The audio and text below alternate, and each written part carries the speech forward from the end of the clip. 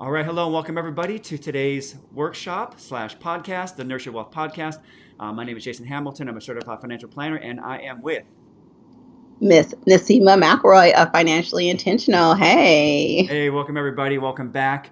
We really hope you've been enjoying the first couple episodes. We're really enjoying doing this for you, so we're excited to come back today with three tips for nurses, three financial tips, I should say, for nurses going into 2020.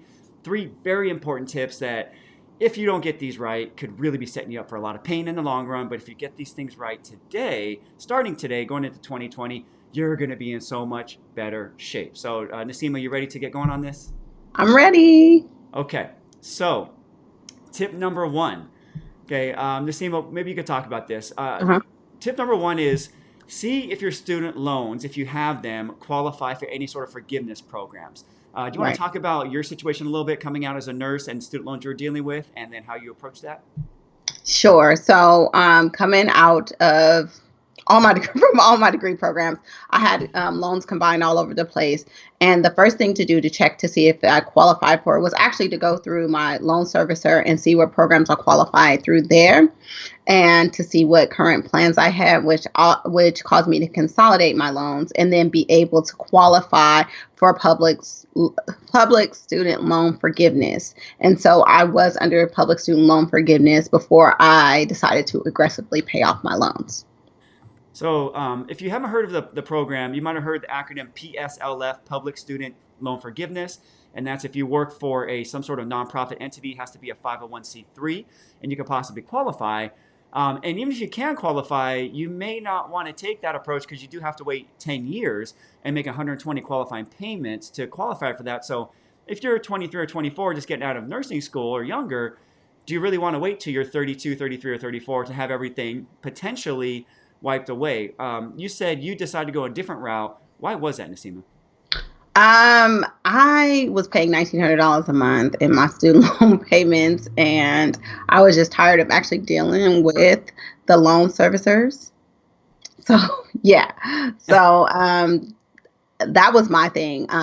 But I later learned that if I stayed on PSLF and like optimize more my retirement planning and all those kind of things, I could have saved money. But personal finance is personal, so you got to do what works for you. And in hindsight, looking back, yeah, I could have saved more money, but I know that the anxiety that it caused me, and I just wasn't ready to do that for 10 years. So, yeah. Yeah. We've developed some sort of specialty in student loans and helping people out with that just through the work that we do. Mhm. But it's a big decision, because that's a big commitment to stay for 10 years, having to Mhm. be somewhere that qualifies as a 501c3. I mean, a lot of hospitals do, so it may not be that big a deal. But there's other programs we can talk about for a second, like the Nurse Corps program. Mhm. But let's say you start with $100,000 in student loans coming out. If you want to do a 10-year forgiveness, there may be a huge loan balance towards the end that might even double or triple what you started with. So that can be a little bit scary to watch that compounding up with the plan that it will, one day get forgiven. So it's funny Mhm. that you mentioned the reason why you wanted to pay it off because you're tired of dealing with the student loan servicers versus the actual loan themselves or the program themselves or the $1,900 payment. That didn't bother you as much as dealing with the loan servicers did. So that's kind of interesting to me. What did they do that made you so frustrated that you just wanted to get this out of your life so you didn't have to even deal with those folks? So firstly, I mean, like you have to kind of look at the source, right? Most people who work there are reading off of scripts. They're not very knowledgeable. They're not like the highest paid people in the world. So their incentive isn't really to help you. Their incentive is kind of to get through the day and get through these calls, right? And so they don't necessarily know what they're talking about. And so it was always difficult just talking to them. The other thing is, in order to stay in the program, you have to recertify every year, which they started to make a little bit easier. But the paperwork that you had to give to them every year with your income, with your taxes, you kind of felt beholden to them. You have to make sure your employer signs off, make sure they get the paperwork back in time. So it was just a whole hassle that I just didn't feel like dealing with. And yes, I mean, the $1,900 a month really did bother me. And I remember calling them being like, you know what, $1,900 is a lot. Like, I bet you don't even make $1,900 a month. And they were like, yeah, that's the truth. But I just like, I mean, that's a lot. Like, why would my repayments be this high? And they were just like, it's based off of your income. So yeah, it did bother me. And that was something that I did want to get rid of, like, rapidly. So that's why. Yeah. Yeah, I can appreciate that. If you are a nurse that's coming out of school and you have big student loans and you're looking into maybe payments that are larger than you can really make right now, the student loan forgiveness programs can be a great option to really help you get, at least a limited payment. I actually recommend that you look into some sort of forgiveness program before you go into things like deferment. Because if Yes. you are deferring your loans, you're going to continue to compound and capitalize that interest. Where if you're in a student loan repayment program, some of those do and some of those don't make you continue to compound and capitalize the interest. So it can get really tricky. The Nurse Corps program can be great, and I think there's a limit of it of about $60,000. I think is that right? Or $27,000. Yes. I think you can forgive. Yes. Um, Yes. but then you have to stay into a certain type of job, right? And a lot of times those jobs don't pay as much as working in some sort of other place. Mm-hmm. And it's like, is it really worth sticking it out, for something like that? Or is it really worth advancing your career as much as you possibly can to then, get ahead since you're going to have a limited forgiveness?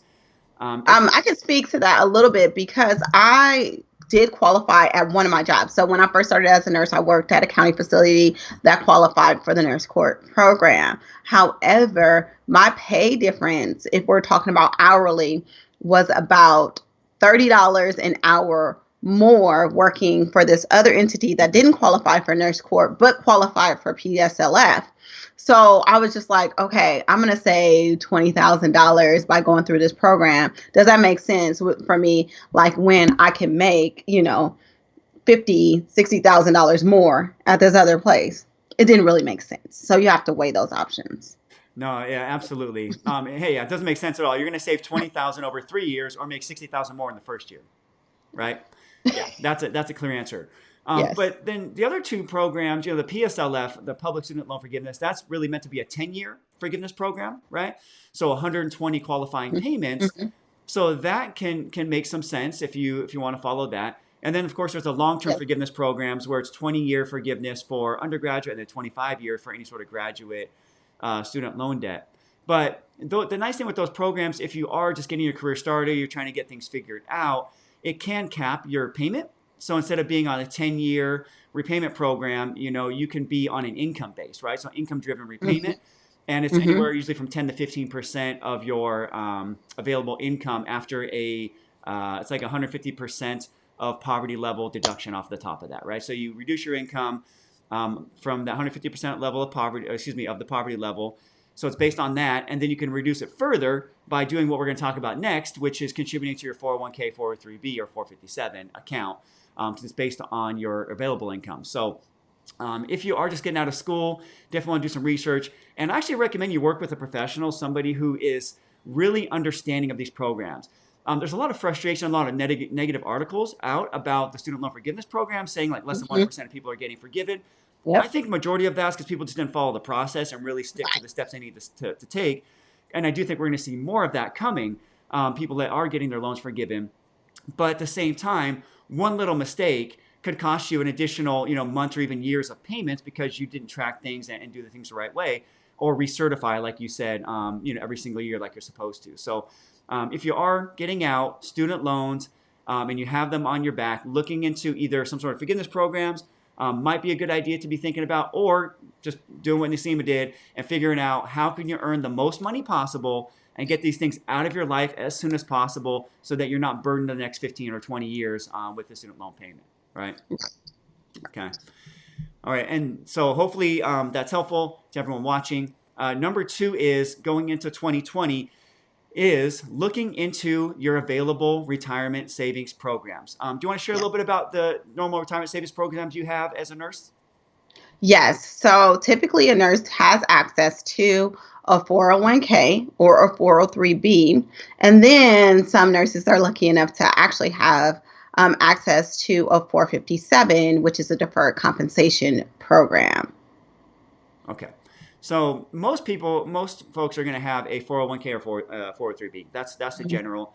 Yeah. And if you've never heard of these types of accounts before, if you're just brand new to the world of saving and investing, a 401k or 403b or 457 are all accounts that have specific and special tax considerations, and they're a vehicle that allows you to save for retirement, either tax deferred, or if you have a Roth 401k, 403b, you can save, you pay taxes today on that money, but then that money will grow forever tax free in that Roth 401k or 403b account.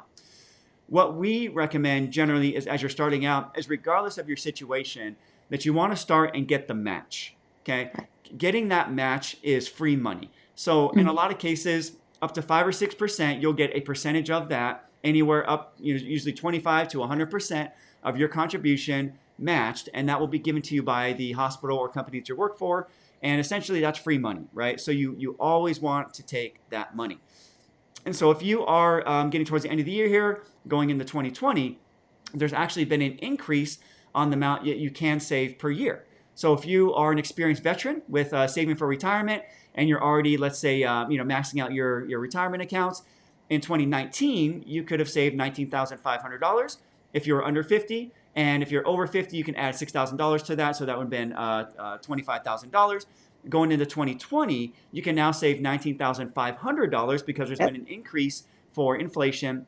And so now a total of 25,500 if you are above 50, or 19,500 if you are below 50. And then when you mentioned the 457 account, do you want to talk a little bit about that? Sure. So your 457 account, like I said, is deferred compensation, and it has a lot of benefits to it in that it's also pre-tax. So you save on taxes there. You can put up to the same amount you can put into your 401k or your four. I mean, it's actually only works for the 403b. So you can put in the same that you put in your 403b. So that's another 19,500 going into 2020. And the benefit of that is that you have additional tax savings, and it can also be used as a tool for early retirement. Say you want to leave the workforce earlier. If you separate from your company, you can take those funds with you penalty free.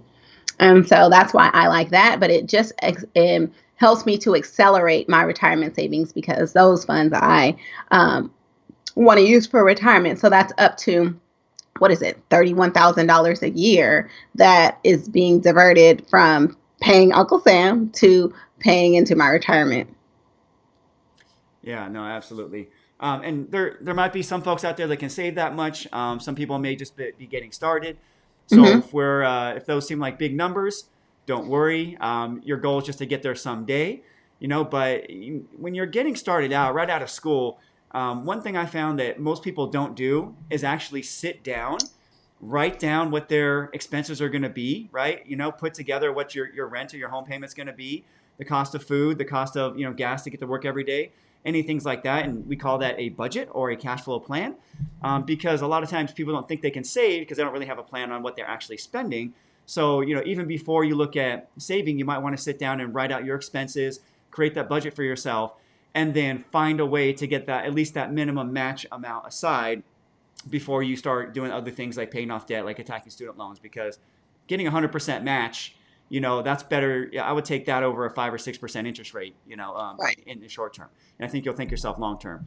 And if you have Right. access to things like a 457 and you can go above and beyond your 403b, that can be a great account because normally 403bs, 401ks have a restriction where you cannot take money out before 59 and a half years old without the 10% penalty. But the 457s do not have that same penalty. So you can't take money out earlier. So if you are a young hustler, 30 years old, 25 years old, looking to retire early, calling that financial independence, then that might be a good vehicle if you're going to be leaving before 59 and a half. So Yeah. I love that. Okay.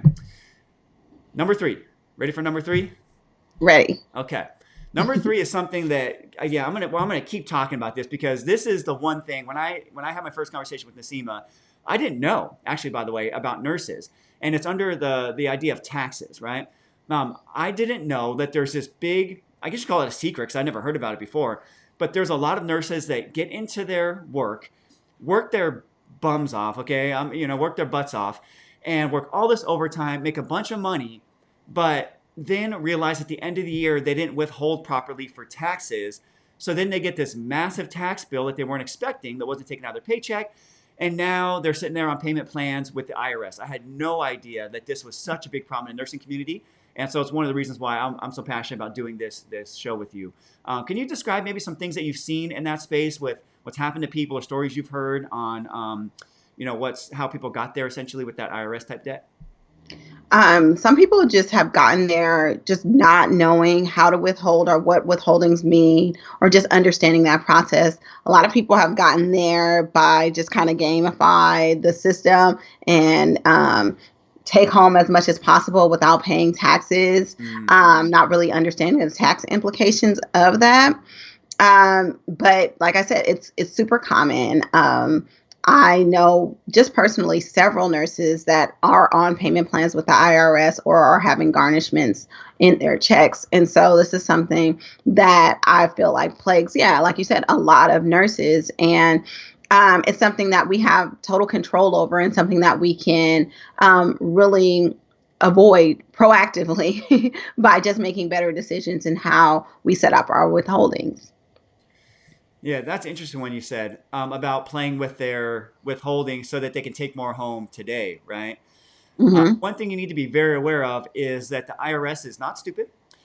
They will be, if you're a W 2 employee, everything that you get paid is tracked, right? It all gets reported to the IRS. Your employer has responsibilities to do that. So you're not going to be able to hide, right? It's going to come up one day. So, and then the other thing is you are required to pay taxes throughout the year. You're not allowed to just, claim, exempt, take all your money throughout the year and then just pay it back. You technically could do that, but you'd be paying some penalties and some late fees on that. So don't recommend that at all. One thing you could do, a couple things. If you have a tax advisor like an accountant or a CPA, then the best thing you could probably do early in the year is look at, especially if you got a raise, what did you make the year before? What do you expect to make this year? And have them run some projections for you to see how and if you should be holding money aside and do what's called an extra withholding beyond what your paycheck is holding so that that money is set aside for you. I don't love the idea of you giving the IRS a tax-free loan throughout the year, so I don't want you to over withhold, but I also don't want you to show up and have a big surprise where you have $28,000 of taxes you need to pay and you don't have the money there ready to pay for it. Another thing you could do Right. yourself is, if you're reasonably decent with finances, you can use something like TurboTax, and you can go in there and plug in your numbers to get an idea of where you would be for the next tax year, and then look at your paychecks and see, are you withholding enough? Are you not withholding enough? And you can play around with that yourself if you are proficient with that. But if you're not proficient, I recommend getting professional help and getting that established so that you don't wake up again. You might be, it's 2019, it's the end of the year. You might be having a big surprise. And so if you're hearing this in 2020 during tax season, and this is you, then you definitely want to be planning again ahead for 2020. Any Yeah. thoughts on that or any ways you would recommend to handle? No, I think those are some great tips. I think those are some great tips, and especially the terrible tax one, because you can kind of estimate. Also, a lot of times employers in your payroll system have tax calculators that you can use. Mm. And then paycheckcity.com is another one, another kind of just plug and play tool, a free tool that you can access online that can help you understand your withholdings. Okay, yeah. Mm. Those are all excellent. I've never heard of paycheckcity.com. I have to check that one out. I play with it a lot. It looks kind of funky, but it's a good tool. Yeah. Yeah. Yeah. So those three tips, right? Seeing if you can get qualified for student loan forgiveness programs, if you know you're going to be in your job for 10 years, if you like where you're at, it's a 501c3, then that might be a good way to do it. If you are giving up income, like Nasima was, to get qualified for a forgiveness program, so at the end of the day, it's actually net negative, then you may want to revisit that situation if that's right for you, if it's right to pay it off early. Right. Number two, get those contributions started, guys. The most Yes. powerful thing you have if you're just getting out of nursing school is time, right? Time. Learn about this subject called compound interest. By putting money in today, it will grow and you will get not only growth on the money you put in, but you will also get growth on the interest. So interest on your interest is called compound interest. Learn about that subject. We can talk about that another day. And the third one is plan for taxes, right? Get your taxes in line, have a plan for those, be checking in throughout the year, If you find yourself working a bunch of overtime, making sure you're staying on top of that so that you don't have a surprise come April of 2021. Those are three things I want you to take away today. Um, Anything else you wanted to add to that, Nasima, that we think we should talk about today? I just want to emphasize that steps 2 and 3 play into each other. When you're thinking about tax withholdings, if you think that you are going to run into paying more taxes, it's a good time to adjust your withholding so that you're putting more into your retirement. So you're lowering your taxable income. Mm-hmm. So those two things, play into each other. So just look at that as far as not just withholdings, adjusting your withholdings, but also your contributions so that you're paying yourself and not the IRS. Yeah, that's a great point. Every dollar you put into your retirement account pre-tax is money you don't have to pay tax on today, which will lower your tax bill in this particular year. But you may pay tax on it in the future once you go to take it out. But if you're in these really high income years as a nurse, there's probably a good chance you're going to be a lower tax bracket in the future. But that's definitely something you want to be thinking about as you are deciding what type of contributions to make. So I think that is great. And if there's not anything else, we can wrap up for today. We want to try to keep these episodes short, to the point, give you good tips so you can be thinking about this on your drive to work, to and from the hospitals every day. And if there's nothing else to see, we can wrap up for today. All right. Thank you. All right. Thanks to everybody for joining us. Every Monday at 10 a.m. Pacific time, 1 p.m. Eastern time, we will be here to chat with you. If you have questions, financial questions, leave us a comment below the video and ask your question, and we will do our best to jump on those and get those answered for you for our next episode. All right.